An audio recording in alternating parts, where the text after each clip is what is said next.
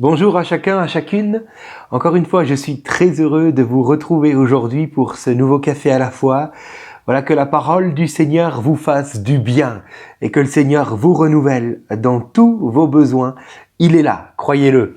Alors, nous sommes aujourd'hui dans la Genèse et nous arrivons au chapitre 24. Mais avant d'en faire la lecture, quoique il est long, je ne vais pas tout lire, mais pour bien comprendre l'histoire, je vais quand même devoir lire pas mal aujourd'hui. Mais avant cela, j'aimerais qu'on se pose une question. J'aimerais plutôt vous poser une question.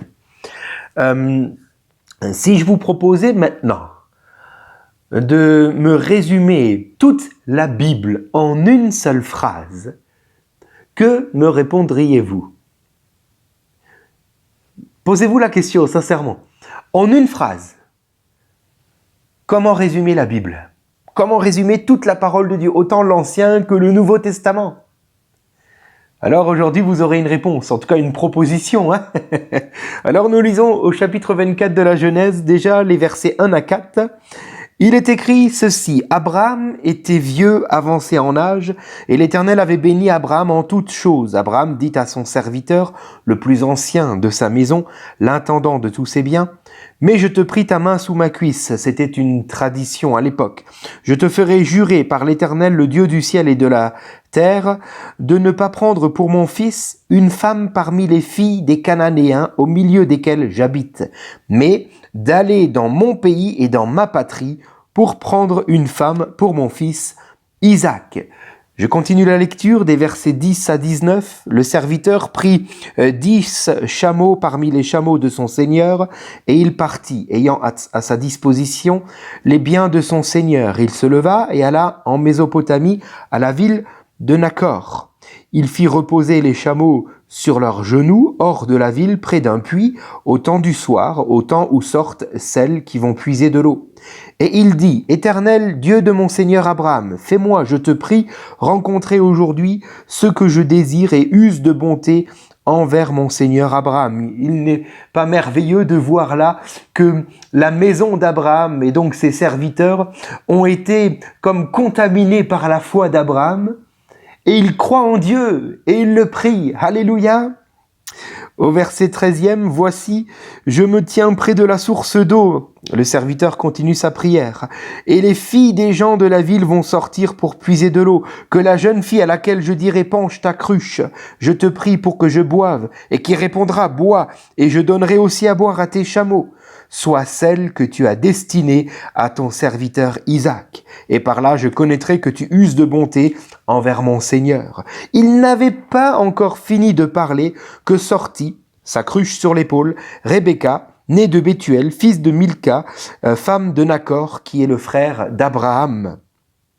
C'était une jeune fille très belle de figure, elle était vierge et aucun homme ne l'avait connue. Elle descendit à la source, remplit sa cruche et remonta. Le serviteur courut au-devant d'elle et dit: Laisse-moi boire, je te prie, un peu d'eau de ta cruche. Elle répondit: Bois, mon Seigneur. Et elle s'empressa d'abaisser sa cruche sur sa main et lui donna à boire. Quand elle eut achevé de lui donner à boire, elle dit: Je puiserai aussi pour tes chameaux afin qu'ils aient assez bu. Alléluia. Versets 23 à 26. Alors le serviteur dit: De qui es-tu la fille? Dis-le-moi, je te prie. Y a-t-il dans la maison de ton père de la place pour que je puisse y passer la nuit? Elle répondit: Je suis la fille de Bethuel, fils de Milca et de Nacor. Elle lui dit encore: Il y a chez nous de la paille et du fourrage en abondance, et aussi de la place pour passer la nuit. Alors l'homme s'inclina et adora l'Éternel. Pour terminer, versets 57 et 58, le serviteur va donc expliquer à la famille de Rebecca l'objet de sa venue et qu'il veut donc emmener Rebecca vers Isaac afin qu'elle devienne sa femme. Alors la famille de Rebecca répondit: Rappelons la jeune fille et consultons-la. Ils appelèrent donc Rebecca et lui dirent: Veux-tu aller avec cet homme? Et elle répondit: J'irai. Alléluia, la suite du chapitre nous montre ce moment de rencontre entre Rebecca et Isaac. Alors, le récit que nous venons de lire en lui-même, je vous invite, si vous avez le temps, à lire le chapitre 24 en entier, bien entendu. Nous en reparlerons encore les jours à venir, parce qu'il y a beaucoup de merveilles dans ce chapitre pour nous. Alors le récit, en brut, comme nous l'avons lu, nous parle finalement d'un homme qui, c'est un père, hein, Abraham, qui souhaite chercher une femme pour son fils Isaac. Jusque-là, rien de surprenant, puisque au moment du récit, Isaac a 40 ans, c'est écrit au chapitre suivant et au verset 20. Ce qui veut dire qu'Abraham, lui, est âgé de 140 ans. Voilà pourquoi donc il ne va pas lui-même chercher une épouse à son fils, mais il envoie son plus ancien serviteur. Et donc ce serviteur s'en va, mais il ne va pas n'importe où pour chercher une épouse à Isaac. Comme l'a demandé Abraham, le père d'Isaac, le serviteur doit se rendre en Mésopotamie, c'est-à-dire dans le pays et dans la patrie d'Abraham. Abraham ne veut pas qu'Isaac épouse une cananéenne, une païenne, une idolâtre. Et j'aimerais vous lire à ce titre-là 2 Corinthiens chapitre 6 versets 14 et 15 où il est écrit « Quel accord y a-t-il entre Christ et Bélial ou quelle part a le fidèle avec l'infidèle? Quel rapport y a-t-il entre le temple de Dieu et les idoles? Car nous sommes le temple du Dieu vivant comme Dieu l'a dit. » Amen. Simplement, vous retrouverez un petit peu le même texte dans le Deutéronome au chapitre 7 et versets 3 et 4. Nous comprenons que Dieu, à l'image d'Abraham, ne veut pas que nous nous mettions en accord ou même en alliance, donc, avec des gens qui n'ont pas la foi. Alors, s'il y a parmi nous ce matin des personnes qui sont célibataires et qui sont à la recherche d'un époux, d'une épouse, d'un conjoint, le Seigneur vous encourage à chercher bien plutôt du côté des chrétiens. Voilà. Pourquoi? Parce que les inconvertis, même s'ils sont amoureux, ne sauraient partager les mêmes idées, les mêmes pensées, les mêmes valeurs que vous. Par amour, pour un certain temps, ils pourraient bien vous faire plaisir, mais comme ils ne partagent pas les mêmes idées, il y aura un jour ou l'autre des différences et une distance qui va se creuser toujours plus profondément. Il y aura incompatibilité rien que dans l'éducation des enfants. Comment ça, tu veux donner un peu d'argent pour telle personne qui est dans le besoin, mais moi aussi j'ai besoin d'argent pour m'acheter ça, j'aimerais aussi ça et j'aimerais... Vous comprenez le problème? Et là, c'est sans parler simplement du fait de vouloir se rendre à l'église le dimanche matin. Donc il y a un moment donné comme incompatibilité, malgré peut-être les sentiments qui existent, c'est vrai. Nous ferions donc bien de demander au Seigneur son avis et de chercher là où Dieu nous propose de chercher. Par exemple, dans Genèse 27, nous voyons qu'à un moment donné, Ésaü va épouser des filles, alors plusieurs, parce que dans l'Ancien Testament, c'est quelque chose que le peuple faisait malheureusement, mais qui n'est pas dans la volonté de Dieu. Et le Nouveau Testament nous montre bien que Dieu veut que nous nous marions avec un seul conjoint. Hein, ok? Attention, hein? Mais Ésaü s'est marié avec 2 femmes de Héth, une nation païenne et idolâtre. Et sa mère dira un jour... Je suis dégoûté de la vie à cause des femmes d'Ésaü, des filles de Héth. Si Jacob, son frère, épouse une Hittite, une des filles du pays comme celle-là, comme les femmes d'Ésaü, à quoi me sert donc la vie? Comprenez? Sa maman est, on l'a lu, dégoûtée de la vie. Ce sont ses mots à elle. Car à un moment donné, Ésaü est allé chercher des femmes qui ne croient pas et qui ne servent pas leur Dieu. Alors, je vous encourage, si vous êtes à la recherche d'un conjoint, de le faire selon les valeurs bibliques. C'est pour votre bien. Alléluia. Le Seigneur a quelqu'un en réserve pour vous, n'en doutez pas. Et il saura très bien vous le montrer, tout comme il l'a montré au serviteur. S'il accepte d'aller jusqu'au bon pays, au bon endroit pour chercher, alors une seule prière suffira pour que votre bien-aimé arrive, j'en suis convaincu. Alors, revenons à notre récit, parce que là, j'ai fait une grande parenthèse.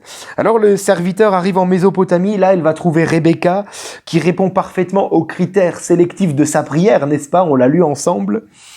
Et en plus de cela, voilà qu'elle est la petite fille d'Achor, qui est le frère d'Abraham. Et donc, la petite fille d'Achor a le même âge qu'Isaac, puisque Isaac est né lorsque Abraham avait déjà 100 ans. Donc on comprend pourquoi le fils d'Abraham, Isaac, a le même âge que la petite fille du frère d'Abraham, Rebecca, n'est-ce pas? Alors, tout se met en place. On pourrait se dire, mais comment c'est possible là? C'est un hasard ou quoi? Mais le hasard n'existe pas. Albert Einstein l'a dit, le hasard, c'est Dieu qui se promène en silence. Alléluia. Alors, soyons vigilants dans nos vies, dans ce que nous pouvons traverser dans nos journées, car le hasard, c'est Dieu qui est là incognito et qui est en train de conduire toute chose, n'est-ce pas? Alors, n'imaginez pas que le hasard y soit pour quoi que ce soit. Non, c'est la main de Dieu dans l'invisible qui est en train d'agir. Alors, la famille de Rebecca, nous l'avons lu aussi, va poser une question à Rebecca en disant, mais veux-tu suivre cet homme pour aller rejoindre ce Isaac qui se propose d'être ton mari et que personne ne connaît parmi nous? Et là, comprenons qu'il se passe quelque chose de très important.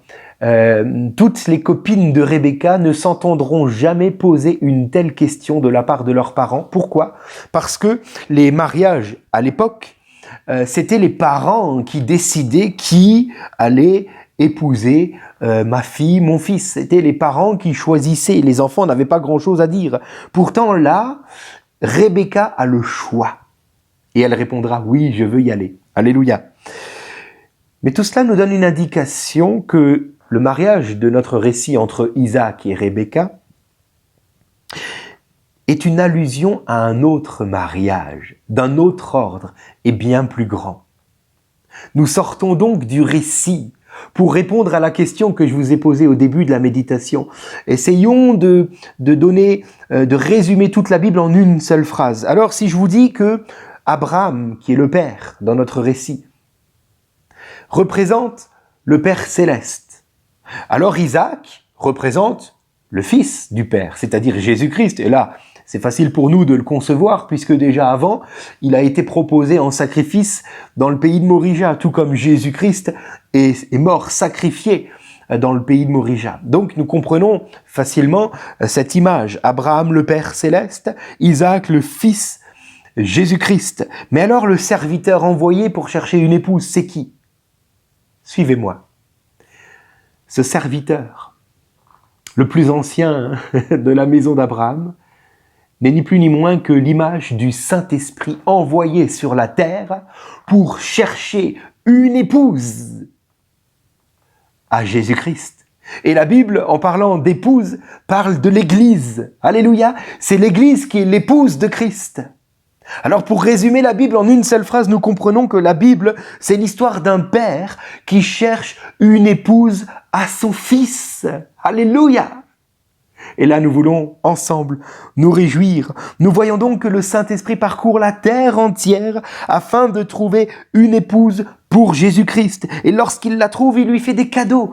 Vous pouvez le lire dans le chapitre 24. C'est ce qui s'est passé. Le serviteur va faire des cadeaux à Rebecca. Oui, nous avons reçu des dons qui viennent directement du royaume de Dieu pour nous aujourd'hui, ici-bas. Des dons spirituels, des dons matériels, peu importe, des dons, des capacités motrices ou intellectuelles, des dons qu'il nous a accordés. Car nous sommes maintenant l'épouse de son Fils. Mais non seulement le Saint-Esprit nous donne des dons, mais comme nous l'avons lu, le Saint-Esprit est aussi celui qui se promet de rester avec nous durant tout notre pèlerinage sur cette terre afin de nous conduire jusqu'au Fils. Alors si tu fais appel au Saint-Esprit, n'oublie pas que le ministère du Saint-Esprit est de te donner des cadeaux, certes, mais aussi de t'amener tous les jours de ta vie jusqu'à Jésus-Christ. C'est son ministère pour ta vie. Cela nous rappelle avec force que nous ne sommes pas dans une religion. Oh, nous allons reparler du serviteur et de Rebecca les jours à venir. Mais j'aimerais aujourd'hui que nous nous rappelions ceci. Nous ne sommes pas appelés à vivre une religion, mais une relation d'amour avec notre bien-aimé, avec notre époux, Jésus-Christ. Le Saint-Esprit nous est offert pour cela, afin de nous attirer à lui tous les jours.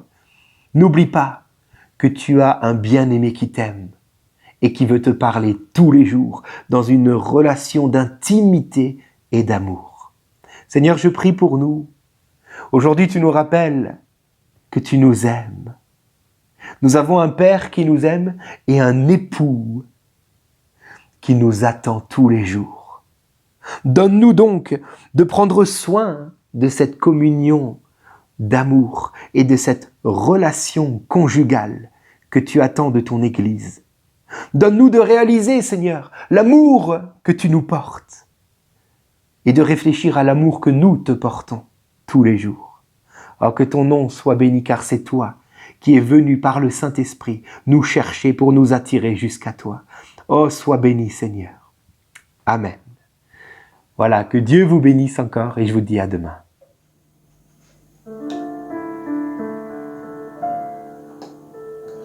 Avec toi, librement, dans tes bras, tendrement, tous les deux, consciemment, face à face, simplement. Je partage la douceur des battements de ton cœur. Je ressens ta chaleur, en moi renaît la ferveur de ton amour. Avec toi, librement, dans tes bras, tendrement, tous les deux, consciemment, face à face.